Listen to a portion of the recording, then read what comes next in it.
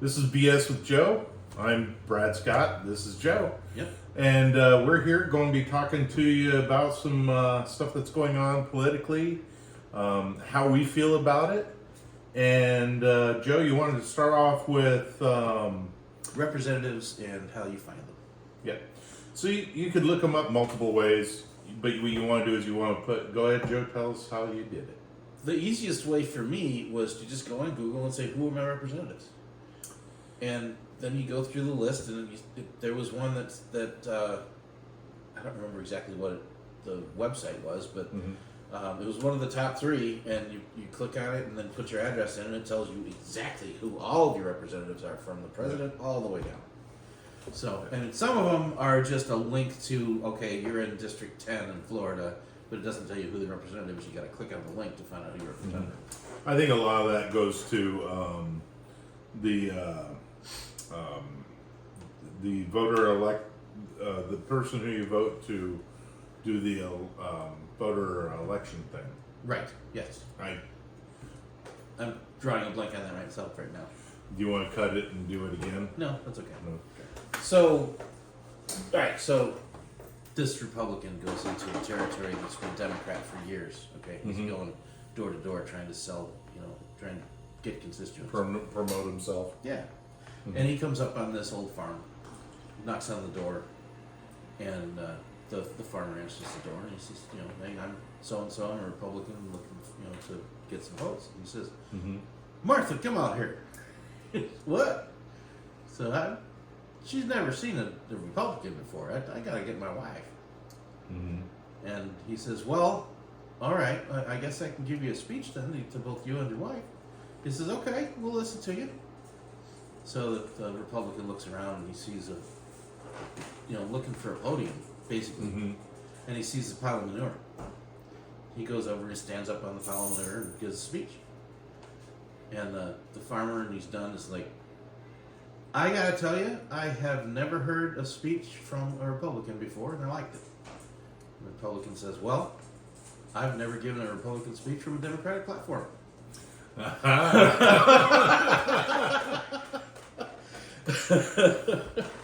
All right. So, back to our representatives. So mine's Darren Soto. The U.S. House. District 10. Yes. Yeah. I don't like anything that he is supporting. He's wanting to spend big, and he's a Democrat. Yeah. And apparently toes the party line, because he's a gun grabber, and he believes that spending money solves problems. Yeah, it's spend your way out of an economic depression. Bigger government solves issues, but it's not the case. Yes. Not that I'm entirely libertarian, but I do believe that smaller government serves us better. Yes.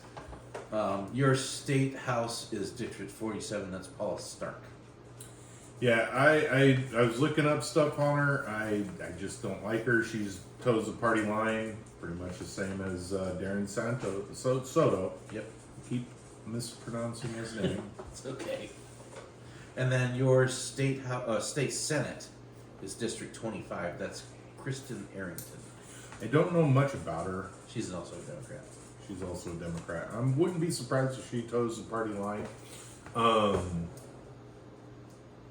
But yeah, I was looking up what I can on these individuals, and some of the acts that they're trying to push is spending for trying to produce a good that is inferior, I believe.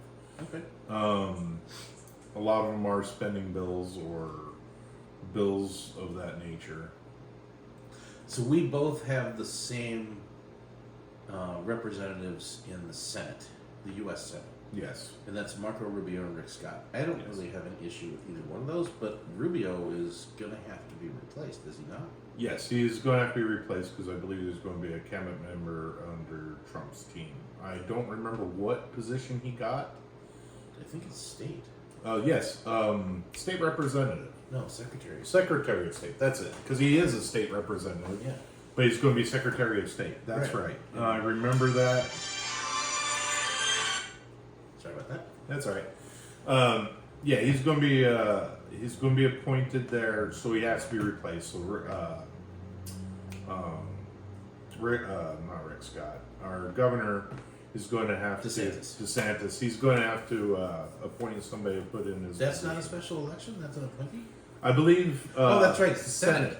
Yeah, Senate the is House appointed. the House is a special election. Mm-hmm. Senate is an appointee. Yeah, because of the 17th Amendment of the Constitution, that changed it. Because senators used to be appointed by governors, and now they're elected upon. Gotcha. So they can be put into appointed by the governor. Okay. My U.S. House is District 10. That's Maxwell Alejandro Frost. Mm-hmm. She's also a Democrat, believe it or not.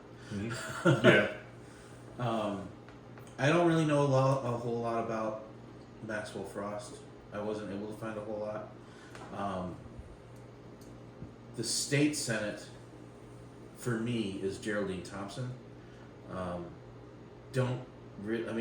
I can't say I don't like her because I don't know a whole lot about her, but I know some of the things that she has proposed I don't like. Mm-hmm. For example, now I'm drawing a blank.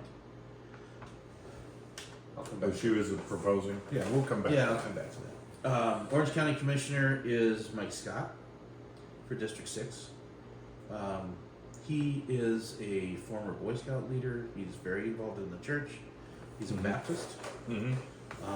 And really, that's the majority of what his bio is about. He's got multiple degrees. So he's obviously well educated. I wouldn't say intelligent because he's a Democrat. Mm-hmm. Right. But because they're a Democrat doesn't necessarily mean they toe the party line. That's true. I was not a county commissioner. I tried to find the voting record for these guys, and it's just not available. They don't publish it.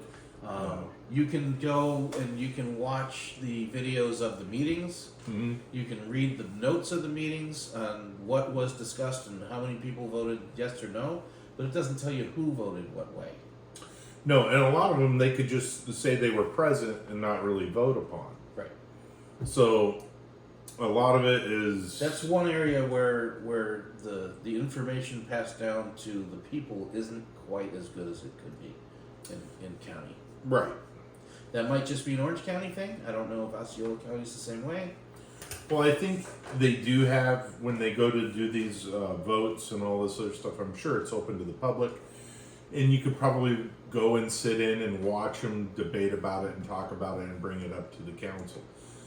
The thing is, not every individual has the time or the ability to just go and watch these proceedings, and who wants to watch them proceed and talk about it for hours? It's like watching C-SPAN, Yeah. which we'll talk about that later. Yeah. So, I mean, just pay attention to who your representatives are. Try to get to know them. Try to understand them. At some point, I would love to be able to sit across the desk here from Mike Scott or any one of these people, Geraldine Thompson, even Jerry Demings, who is our Orange County mayor. Yeah. I'd I actually got to meet Demings one time. Did you? Yeah. I was doing security at Universal Studios, and he was doing I think it was, he was having a meeting or possibly donation fundraising at a venue there in City Walk, and he was checking it out. Another one of my representatives, his name is Hadley Antone, and don't know a lot about him. I know I'm pretty sure he's up and around the Pine Hills area, is where he's from. Yes. But Pine Hills, Crane Hills. yes. Exactly. The only reason I say that is because I went and I followed all these guys on Twitter, and read through some of the, not only their posts, but also comments on their posts.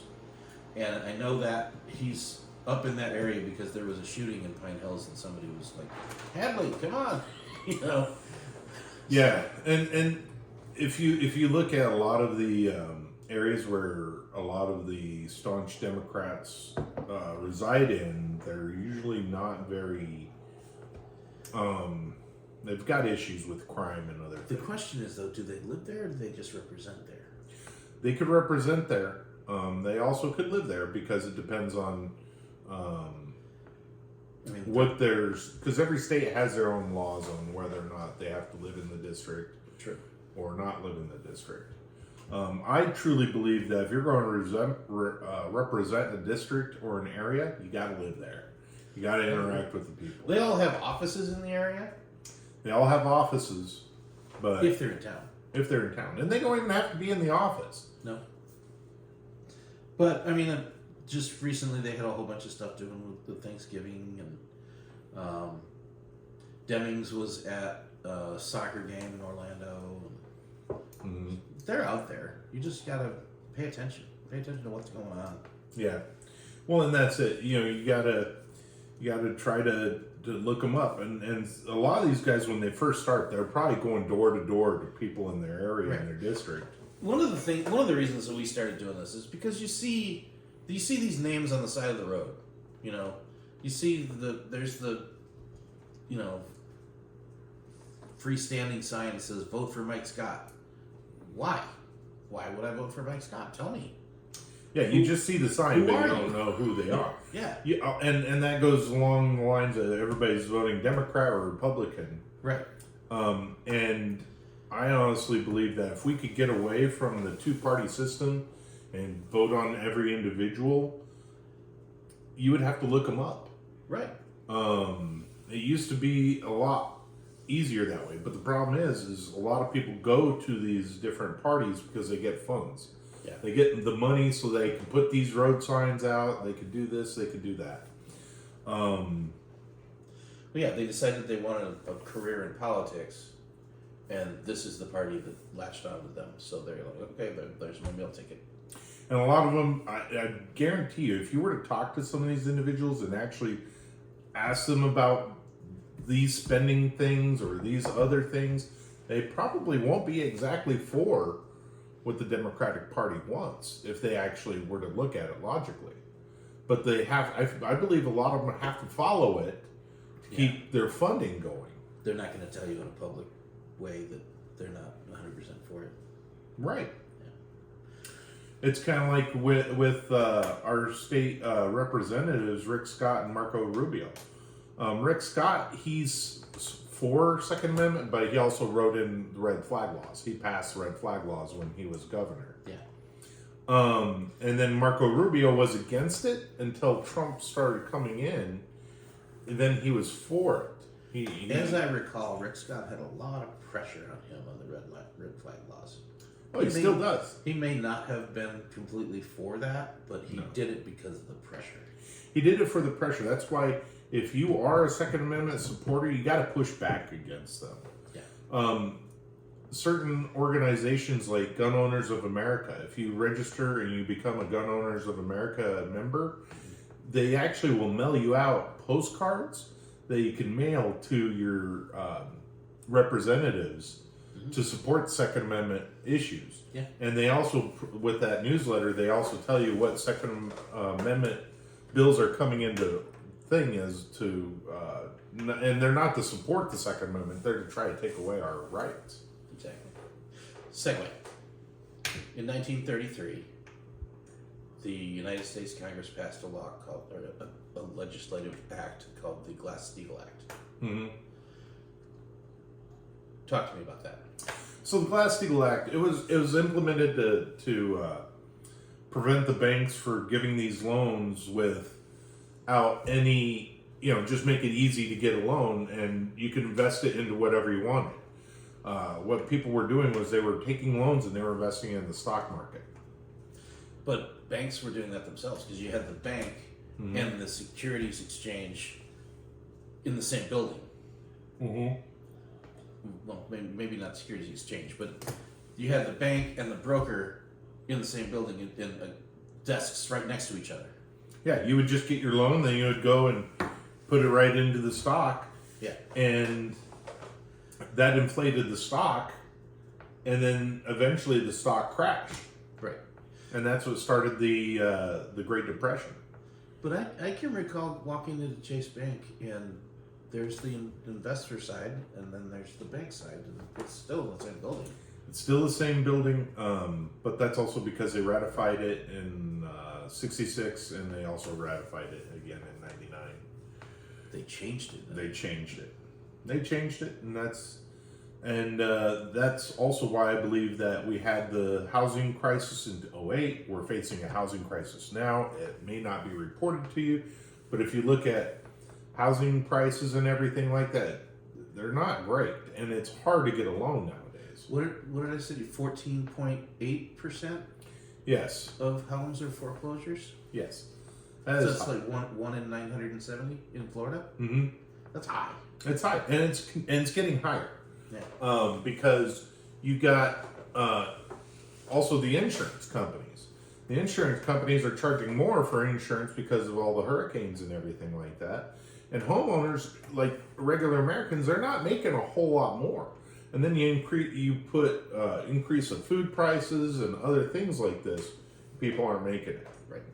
So they're something's got to give. Credit cards aren't being paid on. That's going to lead the bankings to default, and then the banks are going to sell supposedly AAA bonded homes, just like they did in '08. Yeah. And that's going to crash the markets again. I can tell you that I see evictions in my neighborhood every month. Mm-hmm. Go drive down your road and see how many for sale signs you see. Yeah. That'll tell you a lot right there. Yeah.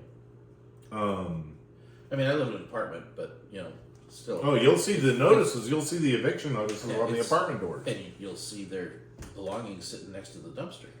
Yeah, that's because they can't afford it. Things are getting really hard and expensive, and a lot of it, I believe, is because we put in an act in 1932 to help prevent a lot of this fraudulent loans and scams, and they're back at it again. Right. But they deregulated.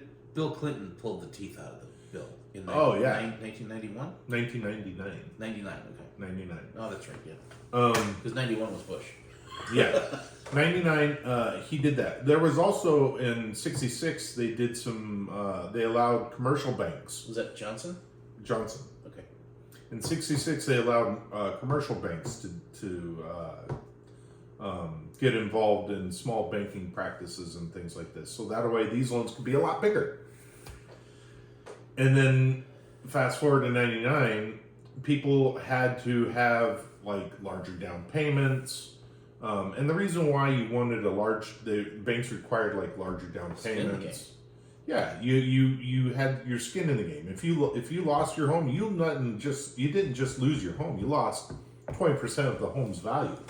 Right. So in 1999, in 2000, 2001, you could walk into the bank and say, I only have 5% down on this $230,000 house and I make $50,000 a year. What can you do for me? Oh yeah, they'll be like, sure. I'll tell you a story that's happened to me personally. In 2001, I bought a house in Colorado, Pueblo, Colorado. Okay. I bought it for $129,000. And they didn't require a down payment. They didn't require anything like that. They barely checked. They just wanted to make sure I had a job. They didn't do 3 years of tax returns and all that stuff? Nope. And the thing is, my mortgage was equal to my paycheck a month. So how does that work? I don't know, but I got approved and I got the house. Now the reason why I had the house was I also had it was a 4-bedroom house. I mean, that was a bad move on your part. Yeah, I'm not saying, but see, I had big aspirations. You know, rent out 3 of the 4 bedrooms. That's what I did. I rented out 3 of the 4 bedrooms to some friends of mine. Yeah. And yeah, they were like, oh yeah, I'll come up with the money. And then they weren't coming up with the money. I was able to hold on to that property for actually quite a while. I did wind up selling it in a short sale around 2008. So that's when the housing crisis really was. That's when the banks were failing, not just the housing market, but the banks. Right. And what was the deal with Fannie Mae? Fannie Mae, they got the, You hear about the 2008 housing crisis, and their name always comes up. Yeah, Fannie Mae and Freddie Mac, they were the lenders that were approving the loans. Or not the lenders, they were the Clearinghouses? clearinghouses for them to get those loans. Now, a little bit about that. So, like, in a little bit more to my story. I had a little bit more. Sorry. So, no, you're good. This is also how scrupulous these banks are and how horrible these loans they were trying to get people to get. And this is around 2005. They were offering me a loan. It was a balloon payment loan. Oh. So they'll be like, yeah, we'll reduce your payments from $1,100 a month to $500 a month. I was like sitting there, yeah, that sounds great. Now, is that for the entire loan? They were like, no. So you're going to pay that for the first 5 years, and after that, we're going to increase it by 10%, and then another 5 years from there, they're going to increase it 15%, and so they keep increasing this loan to the point where I can't afford it. And the interest was on the back end of it, not on the front end. Of course not, because you're not paying anything on the interest. You're paying just the principal. Well, I wasn't paying the principal. I was paying the interest. So the first 15 years was just the interest. I didn't even touch the principal. Okay. Because they want to push that principal all the way back to the end. Yeah, that's how banks do it. Yeah. And so by the time I get to that 30% that I have to pay for interest, right, is all the principal. But that is until the last couple of years of it. And that's what loan sharks do. Loan sharks, I think, even give you better loans than that. Yeah.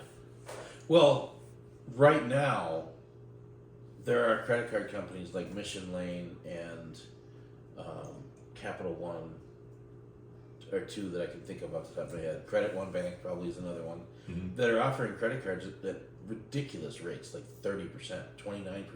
Mm-hmm. And they're just preying on people that have poor credit and need help, and it's predatory lending. Absolutely.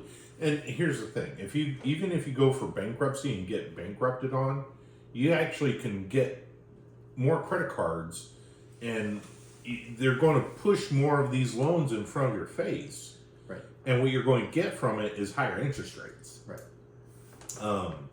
Because the way they look at it is, if you don't pay on it, the government will bail us out. And another thing with the loans, so you look at the time frame. So when Clinton deregulated the Glass Steagall Act, or reduced the regulation on the Glass Steagall Act, because I believe it's still in an act. But when he took the teeth out of it in '99, fast forward 20 years, and a house in '99, you could probably get a brand new home for nearly $70,000. You know, small starter home. Yeah, you can get a starter home for, depending on where you lived. Yeah, you know, at least where I was living at the time, you could get a starter home for probably, $60,000. Yeah. And it'd be a nice home. We bought our house in Westminster, Colorado in 2000. It was a small, well, not small house. It was a 2,000 square foot house, 4 bedrooms. Mm-hmm. But it wasn't that expensive. It was only like $130,000. Yeah, see, homes then were affordable, and the interest on the loans were actually really low, almost I think ours was like 2.5%. Yeah, 4% was the one that I got in 2001. Yeah, those are incredible interest rates. Yeah. Now you can't touch it for 6%. Oh yeah, and not only that, but you look at the cost of homes. Now, if you're wanting to get a brand new home here in Florida that's a starter home, you're looking at over $300,000. $300,000, and your income's, $40,000. Most people's incomes, if you're doing well, is $40,000. The interesting thing about that is that I just read a story that was talking about salary and the changes over the years. 1975, $1,000 was $1,000. Okay. Mm-hmm. Today's money, that's $250. Yeah. So if you were in 1975 making $40,000 a year, equivalent salary today would be $115,000 a year. Yep. Yet people are still making $40,000 to $50,000 a year. Yep. And it's hard. Yeah. And this is why Americans are fed up. And this is probably why Trump got into office. So if you are left leaning, just know this is why a lot of people are upset. Mm-hmm. It's the government is completely wasteful, and that's part of why. I think that's part of why Trump has been a good choice. And it's not even that he's the good choice. These are the choices that are put in front of us. You know, in 2016 we had the choice of Hillary Clinton or Donald Trump. There was no choice. Hillary Clinton was a train wreck. Well, if you wanted the same things that her husband did, like deregulating the banks and other things like that, that's the only thing they deregulated was these acts to prevent. They deregulated the insurance companies too. Yeah, insurance is another big thing. Yeah. But that's about it that we have to talk about this episode. Do you have more? No, I think that pretty much covers it. All right, so don't forget to click the like, subscribe, and please comments. Comments help us know what you guys want us to talk about.